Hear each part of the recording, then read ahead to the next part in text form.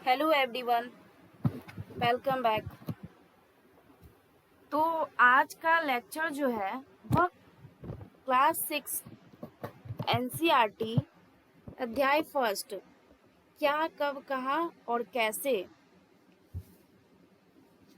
से रिलेटेड है। ओके, तो आज के लेक्चर प्रारंभ करने से पहले मैं बोलना चाहूँगी कि प्लीज़ वीडियो को लाइक शेयर एंड सब्सक्राइब करना ना भूलें।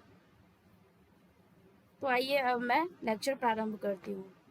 तो ये जो अध्याय है क्या कब कहाँ और कैसे, इस अध्याय की सबसे पहले आप लोग की पॉइंट्स नोट कीजिए कि मैं इस अध्याय में क्या पढ़ने वाली हूँ।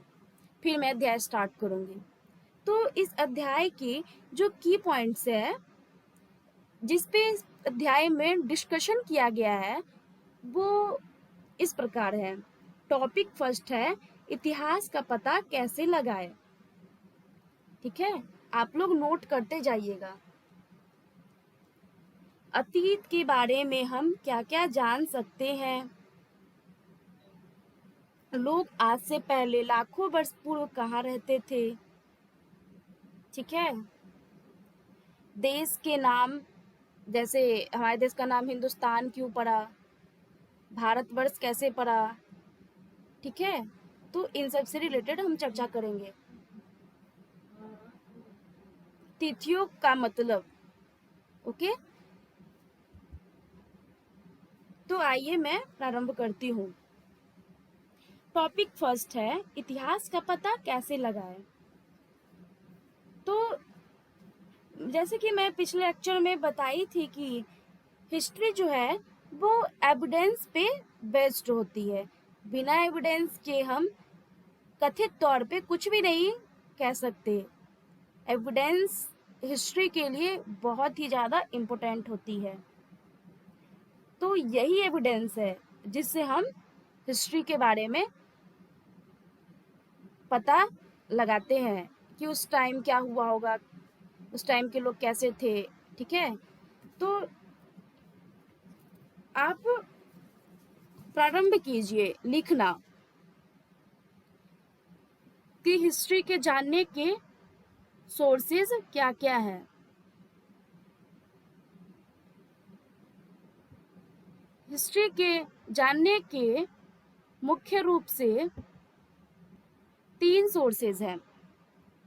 फर्स्ट है साहित्यिक स्रोत, दूसरा है पुरातात्विक स्रोत और तीसरा है विदेशी यात्रियों का विवरण। तो हम बारी बारी से तीनों को डिस्कस करेंगे। तो सबसे पहले हम साहित्यिक स्रोत को डिस्कस करते हैं। ओके, तो साहित्यिक स्रोत जो है वो मुख्य रूप से 2 प्रकार के होते हैं, धार्मिक साहित्य और ब्राह्मणेतर साहित्य या अधार्मिक अब्राह्मण साहित्य। अधार्मिक नहीं, सॉरी, अब्राह्मण साहित्य। ओके, तो अब सबसे पहले प्रश्न उठता है कि साहित्यिक स्रोत जो 2 प्रकार के हैं, धार्मिक साहित्य और लौकिक साहित्य, इसमें डिफरेंस क्या है। तो इसमें डिफरेंस जो धार्मिक साहित्य जो है इसमें धर्म से रिलेटेड वर्णन मिलता है और लौकिक साहित्य जो है उसमें ऐतिहासिक एवं वर्तमानकालीन समसामयिक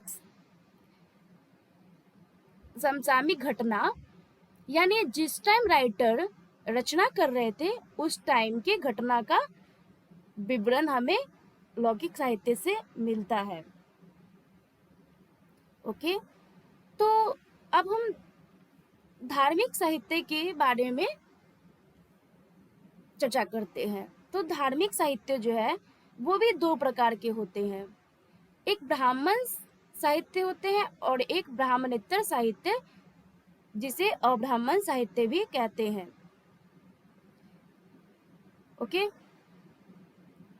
तो ब्राह्मण साहित्य जो है वो भी मैंने इसमें दिया नहीं है बट मैं बोल रही हूँ आप लोग नोट जरूर कीजिएगा।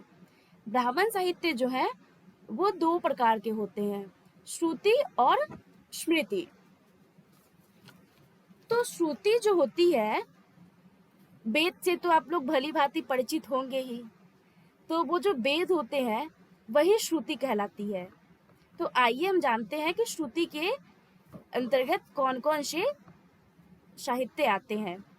तो ऋग्वेद, सामवेद, यजुर्वेद, अथर्ववेद, संहिता, ब्राह्मण, आरण्यक और उपनिषद, ये जो है ये श्रुति के पाठ के हैं। और स्मृति के जो पाठ है वो है वेदांग जो कि 6 है, पुराण, एपिक्स, एपिक्स के अंतर्गत महाभारत और रामायण आते हैं, यानी महाभारत और रामायण को ही एपिक्स कहते हैं, धर्मशास्त्र और नीति शास्त्र।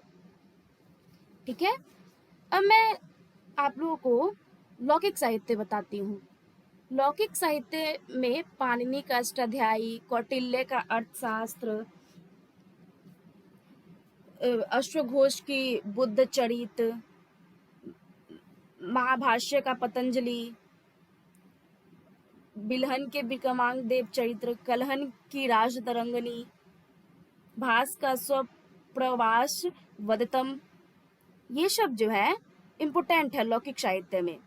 ठीक है, अब मैं पुरातात्विक स्रोत के बारे में डिस्कस करती हूँ कि पुरातात्विक स्रोत कौन कौन से हैं, इसके अंतर्गत कौन कौन से आते हैं। मैं फिर बोलना चाहती हूँ कि ये पिक जो है, ये पिक तो है ही, बट आप इस वीडियो को ध्यान से सुने, क्योंकि मैं इसमें जो लिखी गई है इससे कुछ ज्यादा बोलती हूँ, तो आप उसे नोट अवश्य करें। ठीक है, तो पुरातात्विक स्रोत जो है उसके अंतर्गत अभिलेख, मुद्राएं, स्मारक, ये सब मुख्य है। बट इसके अतिरिक्त भी पुरातात्विक स्रोत के अंतर्गत कुछ अन्य वस्तुएं आते हैं, जैसे मानव निर्मित उपस्कर, जैसे मृदभांड वगैरह, शिल्पकारी, जैसे लोग कुछ शिल्पकारी करते थे वो सब भी मिलते हैं, ये सब मानव निर्मित उपस्कर में आ गए। पुष्प पराग, अस्थि, या फिर उस टाइम जिस टाइम लोग कृषि करते थे तो उसका कुछ बचा पाट, जला पाट, ये सब जो है ये सब पुरातात्विक स्रोत के अंतर्गत आते हैं। ठीक है, और एक बात मैं आप सभी को बोलना चाहूंगी, जरूर लिखें कि अभिलेखों के अध्ययन को क्या कहते हैं, मुद्रा के अध्ययन को हम क्या कहते हैं। ठीक है, इसे नोट कर ले। अभिलेख जो है इसके अध्ययन को हम पुरालेख शास्त्र, एपिग्राफी कहते हैं। मुद्रा के अध्ययन को हम मुद्रा शास्त्र, न्यूमिस्मेटिक्स कहते हैं। ओके, और अभिलेख या पुराने दस्तावेज जो हमें मिलते हैं कि प्राचीन तिथियों के अध्ययन को हम पुरालिपि शास्त्र, पैलियोग्राफी कहते हैं। ओके, अब मैं नेक्स्ट पॉइंट विदेशी यात्रियों के विवरण पे आती हूँ। तो विदेशी यात्रियों के विवरण जो है, यानी कि जो इंडिया से बाहर के लोग थे वो जो आते थे यहाँ घूमने के लिए, तो वो उस टाइम के सिचुएशंस के बारे में लिखते थे, और जो वो लिखकर छोड़े वही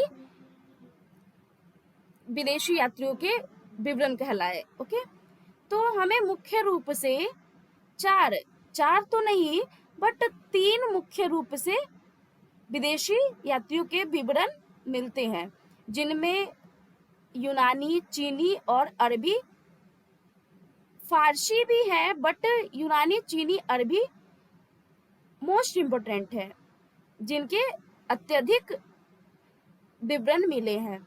तो यूनानी यात्री जो थे उनमें Herodotus, Megasthenes, Ptolemy, Nearchus, Arrian, Strabo, Pliny the, Elder, Erythraean, ये सब मुख्य हैं। चीनी यात्री में फाहियान, वेनश्वांग, शैन, शैन, स्वैनजंग, फास्यान, इजिंग, फाहियान, वो तो मैंने बता ही दिया है। ये सब इम्पोर्टेंट थे। और अरबी यात्रियों में मोस्ट इम्पोर्टेंट जो है वो है अलबरूनी, और इनकी रचना क्या है? तहकीक ए हिंद, अलबरूनी की तहकीक ए हिंद, इसी से यही है इनका विवरण। ठीक है। इसके अतिरिक्त जयहानी, गर्दीजी, अबू रिहन और ख्वारिज, ये सब अरबी यात्री में इम्पोर्टेंट है। ठीक है। तो मैंने फर्स्ट टॉपिक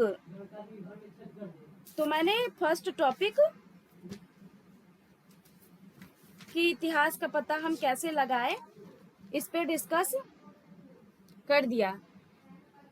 अब मैं सेकेंड टॉपिक अतीत के बारे में क्या क्या जान सकते हैं उसके बारे में बता रही हूँ। तो मैंने पिछले लेक्चर में बताया था कि इतिहास जो है वो सामाजिक, आर्थिक, राजनीतिक, अतीत के सामाजिक, आर्थिक, राजनीतिक, धार्मिक, सांस्कृतिक, इन्हीं सब घटनाओं का संकलन होता है। तो इससे स्पष्ट है कि हम अतीत के बारे में सब कुछ जान सकते हैं और हम सबके बारे में जान सकते हैं, जैसे कि आखेटक यानी शिकारियों, पशुपालकों, कृषकों, शासकों, व्यापारियों, पुरोहितों, शिल्पकारों, कलाकारों, संगीतकारों, या फिर वो वैज्ञानिक ही क्यों न हो, सबके बारे में हम जान सकते हैं कि उनका जीवन क्या था, जीवन शैली क्या थी। ओके। अब हम नेक्स्ट टॉपिक, लोग आज से लाखों वर्ष पूर्व कहाँ रहते थे ये बताऊंगी। सॉरी, मैंने इसका कोई स्क्रीनशॉट्स नहीं डाला है, बट मैं आप सबसे रिक्वेस्ट करती हूँ कि आप लोग एनसीईआरटी की बुक जरूर से जरूर ले, या फिर ऑनलाइन अवेलेबल है, आप लोग वो डाउनलोड करें। ओके। और पहले आप लोग एनसीईआरटी बुक रीड करें, उसके बाद वीडियो देखें, तब आप लोग को पता चलेगा। ठीक है। तो अब मैं बताती हूँ कि लोग आज से लाखों वर्ष पूर्व कहाँ रहते थे।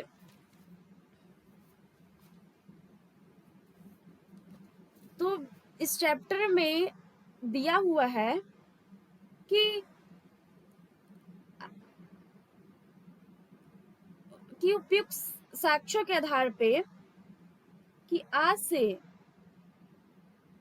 लाखों वर्ष पूर्व लोग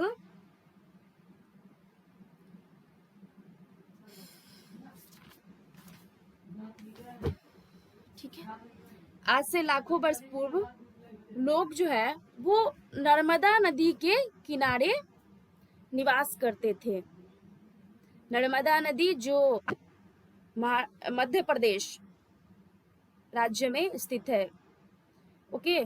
लाखों वर्ष पूर्व लोग यहीं पे निवास करते थे और वे जंगलों से फल फूल जड़ कंद इकट्ठा कर जीवन व्यतीत करते थे और लोग शिकार भी करते थे तथा अपना जीवन यापन करते थे। यानी इन लोगों के जीवन यापन का मुख्य स्रोत जंगल से प्राप्त फल फूल जड़ कंद और शिकार करना था। यानी कि स्पष्ट है कि उस टाइम के लोग एग्रीकल्चर से फैमिलियर नहीं थे, उस टाइम एग्रीकल्चर डेवलप नहीं हुई थी, और न ही लोग मतलब कि जैसे कुछ स्पेशल फूड खाते थे, नहीं, वो नेचर पे डिपेंड थे। इसी के अगले पैराग्राफ में दिया गया है कि आज से लगभग 8000 वर्ष पूर्व स्त्री पुरुष ने सबसे पहले गेहूं तथा जौ जैसी फसलों को उपजाना आरंभ किया और भेड़ बकरी गाय बैल जैसे पशुओं को पालतू बनाना शुरू किया।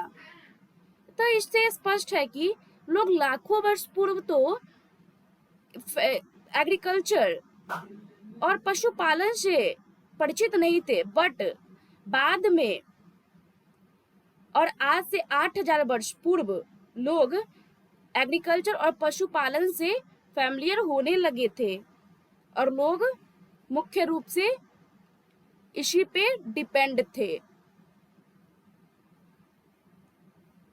ओके, अब मैं इस अध्याय के बाकी के पॉइंट्स को अगले वीडियो में डालूंगी। बाय।